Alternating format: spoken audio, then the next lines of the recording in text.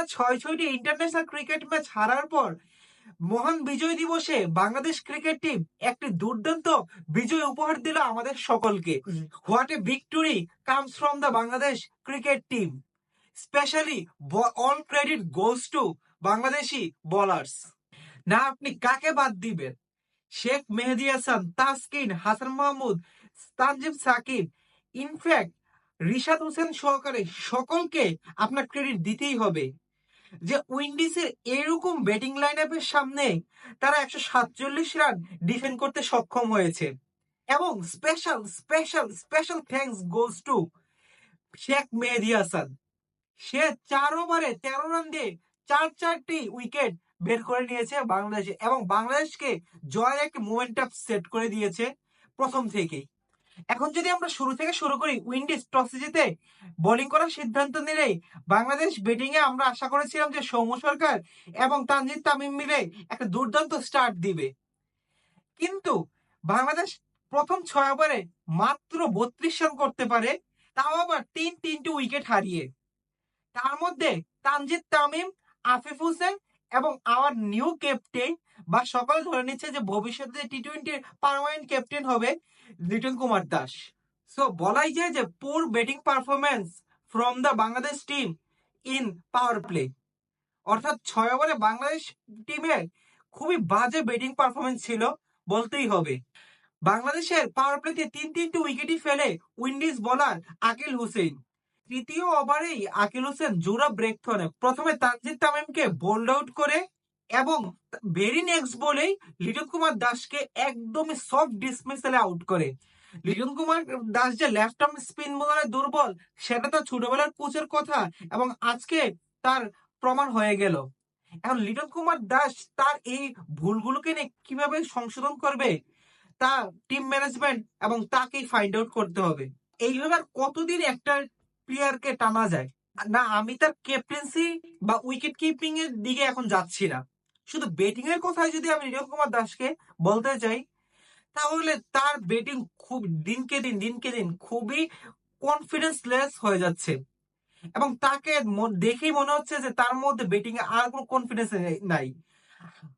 আমরা যে আগের লিটন দাসকে দেখতাম যখন পিকে ছিল, লিটন দাস কখন পিকে ছিল এটা আমিও জানি না, বাট যখন মানে মোটামুটি মাঝে মধ্যে ভালো একটা ইনিংস দুই একটা ইনিংস খেলতো তখন দেখতাম যে লিটন দাসের মধ্যে আলাদা একটা কনফিডেন্স, কিন্তু সেই কনফিডেন্সটাও সে ইদানিং শো করতে পারতেছে না।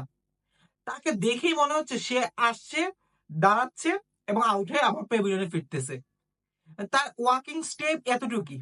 লিটন দাসকে যখন ওই 2023 ওয়ার্ল্ড কাপের আগেও যখন ক্যাপ্টেন বানানো হয়েছিল তখনও দেখে মনে হচ্ছিল যে লিটন দাস ক্যাপ্টেন্সির চাপে তার ব্যাটিং এ তেমন একটা উন্নত করতে পারতেছে না। ঠিক তেমনি আজকেও তার প্রমাণ হলো সে ক্যাপ্টেন্সির চাপে ব্যাটিং এ খুবই বাজে পারফরমেন্স করে। ব্যাটিং এ এখন তার প্রতিদিনই বাজে পারফরমেন্স। মনে হয় আজকে তার কফিনের শেষ প্যাকটি ঠুকলো যে প্রথম বলেই গোল্ডেন ডাক। আশা করি লিটন কুমার দাস তার ব্যাটিং এ আবার চিরচেনা রূপে ফিরে আসতে পারবে এবং আমরা যেমন তাকে দেখতে চাই একটা হার্ড হিটিং বিধ্বংসী ব্যাটার, ঠিক ওইরকম ভাবে সে আবার ফিরে আসবে। ফিরে আসার জন্য টিম ম্যানেজমেন্ট, বাংলাদেশের টিম ম্যানেজমেন্ট, ব্যাটিং কোচ সকলকে খুবই ভালোভাবে লিটন কুমার দাসের উপর ফোকাস দিতে হবে। সে একজন চ্যাম্প, আমি মনে করি বাংলাদেশের চ্যাম্পিয়ন প্লেয়ার হওয়ার যোগ্যতা ছিল তার এবং এখনো আছে, কিন্তু তাকে তার পটেনশিয়াল বুঝতে হবে, টিম ম্যানেজমেন্টকে তার পটেনশিয়াল বুঝতে হবে এবং তাকে নিয়ে যেভাবে ভালো কাজ করতেই হবে। তারপর যে তানজিদ হাসান তামিমের কথা বলি, আমি অনেককে দেখতেছি যে তানজিদ হাসান তামিমকে নিয়ে কথা তেমন একটা হয় না, কিন্তু যাই বলেন না কেন তানজিদ হাসান তামিমের ব্যাটিং দেখে তাকে উইক ব্যাটসম্যানই মনে হয়। আমি মনে করি তাকে কিছু ম্যাচ রেস্ট দিয়ে বা তাকে একটা ওয়ার্নিং কল দিয়ে ইমনকে বা অন্য কাউকে তার বদলে সুযোগ দেওয়া উচিত। এখন যদি ব্যাটিং এ বাংলাদেশে কারো ভালো পারফরমেন্সের কথা বলতে হয় তাহলে সৌম্য এবং শামীম হোসেন পাটোয়ারি। শামীম হোসেন পাটোয়ারি ভাতের কামাল দেখিয়ে দিল। কেন বললাম ভাতের কামাল? বিকজ অফ শামীম হোসেন পাটোয়ারিকে একবার ইন্টারভিউতে জিজ্ঞেস করা হয়েছিল যে আপনার শক্তির রহস্য কি। তার উত্তরটা এমন ছিল যে ভাত খেয়ে তার সকল শক্তি আসে এবং আসলেই সে ভাত খাকার যেভাবে তার সকল শক্তি আসুক সে প্রমাণ করলো যে আমরা যেই ব্যাটসম্যানকে ফিনিশার হিসেবে খুঁজতেছিলাম এতদিন বাংলাদেশের পাইপলাইনে, সে তেমন একটা ব্যাটসম্যান। সাব্বির হোসেনের পরে যদি কোনো বাংলাদেশে ভালো ফিনিশার পেয়ে থাকে সে হচ্ছে শামীম পাটোয়ারি।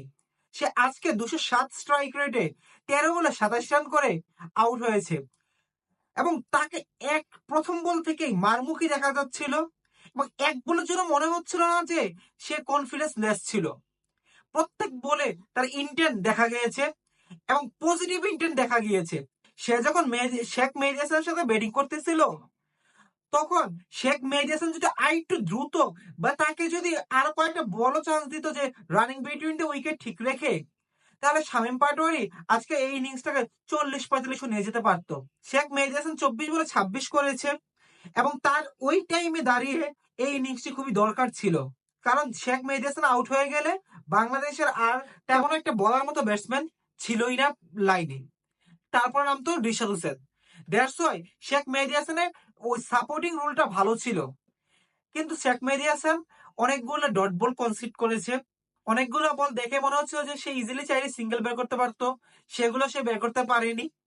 দ্যাটস ওয়াই শামীম হোসেন পাটোয়ারি স্ট্রাইকও কম পেয়েছে এবং স্ট্রাইক কম পাওয়ার কারণে সে 13 বল 27 করে আউট হয়ে গিয়েছে। এখন যদি সৌম্য সরকারের কথা বলি, সৌম্য সরকার গ্লোবাল টি-20 ক্রিকেটের ফর্মটাই বাংলাদেশে আজকের ম্যাচে ফিরিয়ে এনেছে। সে 32 বলে 43 রানে একটি ব্রিলিয়েন্ট ইনিংস খেলেছে। তার ইনিংসটি এর জন্যই ভালো হয়েছে যে তার সাথের যে ব্যাটসম্যান গুলো ছিল একজন তাকে সঙ্গ দিতে পারেনি, কিন্তু সে ওইখানে ভরকিয়ে যায়নি এবং সে দাঁড়িয়ে থেকে তার ব্যাটিংটি করেছিল। তার স্ট্রাইক রেট ছিল 134। সো শামীম পাটোয়ারি এবং সৌম্য সরকার দেখিয়ে দিল যে এই পিচেও যদি হাতে শট থাকে তাহলে ভালো ইনিংস, বড় ইনিংস খেলা যায়। বাংলাদেশের দেয়া 148 রানের টার্গেটে যখন উইন্ডিজ ব্যাটিং করতে নামলো তখন উইন্ডিজের ব্যাটিং লাইন আপ দেখে মনে হচ্ছিল যে এটা তো কোনো ব্যাপারই না উইন্ডিজের জন্য।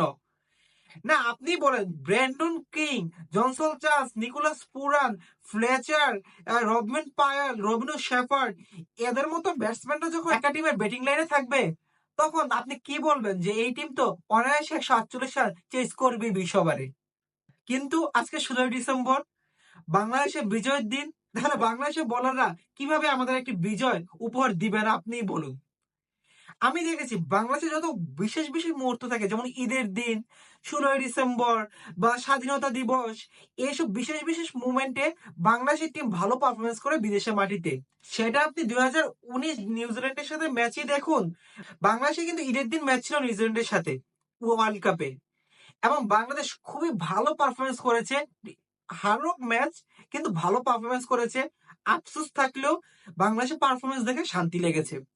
ঠিক তেমনি আজকে 16 ডিসেম্বর বাংলাদেশের বোলাররাও আমাদের বিজয় এনে দিল। সবার আগে শেখ মেহেদী হাসান।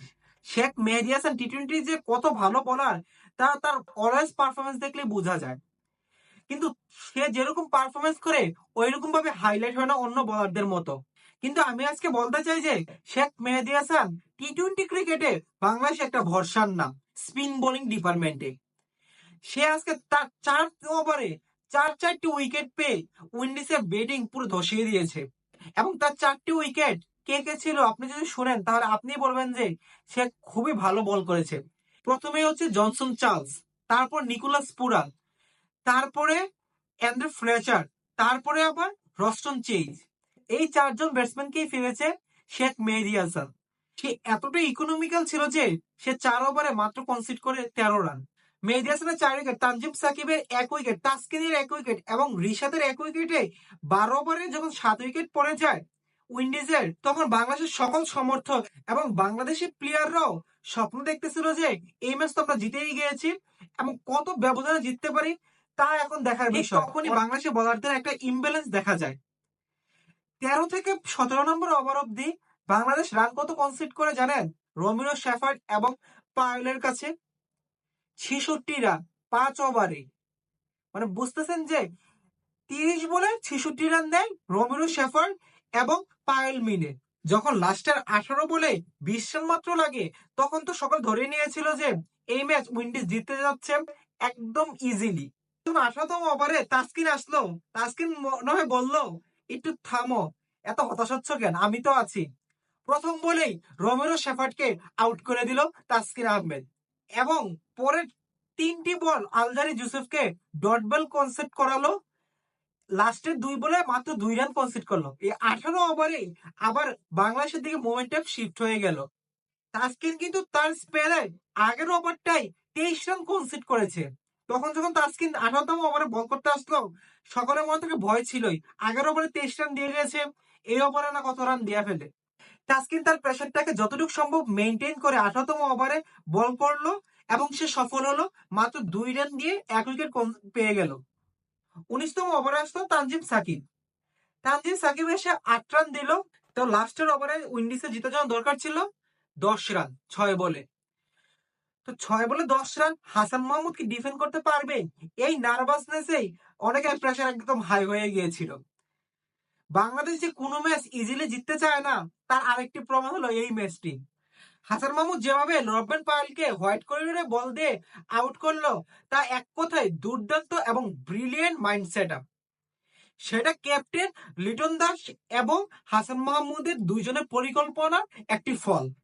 তারপর হাসান মাহমুদ তার ওভারের 5ম বলে আলজারি জোসেফকে বোল্ড করে মহান বিজয় দিবসে বাংলাদেশের মানুষকে ডাবল খুশি দিয়ে দিল। এক তো বিজয়ের খুশি, তার উপরে বাংলাদেশ ক্রিকেট টিমের জয়ের খুশি।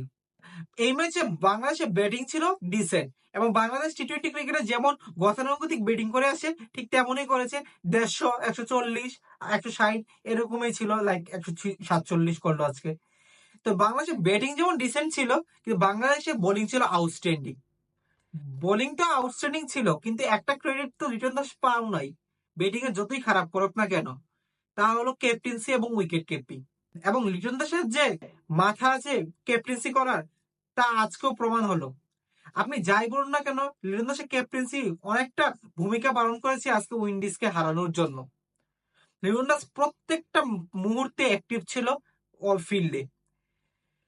এখন তার কি ক্যাপ্টেন্সি প্রেসারের কারণে তার ব্যাটিং খারাপ হয়, নাকি তার ব্যাটিং এমনিই খারাপ হচ্ছে, সেটা তার ফাইন টিউনিং এর ব্যাপার এবং ম্যানেজমেন্ট এবং তাকে মিলে তার ওই সমাধান করতেই হবে যে কিভাবে ব্যাটিং এ ইমপ্রুভ করা যায়। যদি সে ব্যাটিং এ ইমপ্রুভ করতে পারে অ্যাটলিস্ট টি-20 ক্রিকেটে, তাহলে সে টি-20 ক্রিকেটের একটি ভালো ক্যাপ্টেন হওয়ার যোগ্য দাবিদার।